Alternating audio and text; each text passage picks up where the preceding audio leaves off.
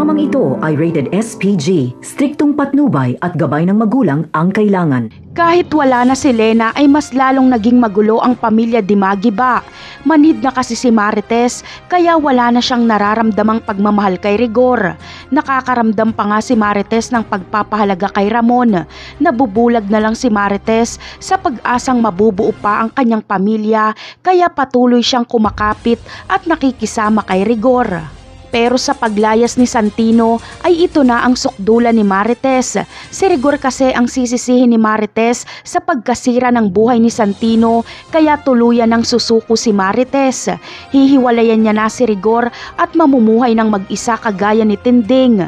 Magiging kriminal si Santino at si Tanggol na naman ang sisisihin ni Rigor dahil si Tanggol daw umano ang nagturo kay Santino sa masasamang gawain. Sa kabilang eksena naman ay mananalo nga si Tanggol at makukuha nila ang pasugalan. May bagong negosyo na naman sila Tanggol na pasugalan at bubuhos ang pera dito. At dahil sa kasikatan ng Star of Venus ay marami ang magsisipuntahan sa pasugalan nila Tanggol para magsugal dahil umaasa silang mapapanalunan nila ang diamante. Kaya laging tiba-tiba sila Tanggol. Samantala, kapag malaman ni David ang tungkol sa Star of Venus ay magkaka-interes siyang makuha ito. Kaya pupunta siya sa pasugalan nila Tanggol at ikakagulat niya dahil si Tanggol pala ang may hawak sa napakamahal na diamante na ito.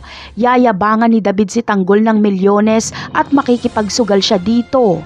Gusto ni David na mapanalunan niya ang brilyante. Pero uubra naman kaya si David kay Tanggol kapag maglaban sila sa sugal? Yan ang aabangan natin sa mga susunod na episode. Paalam!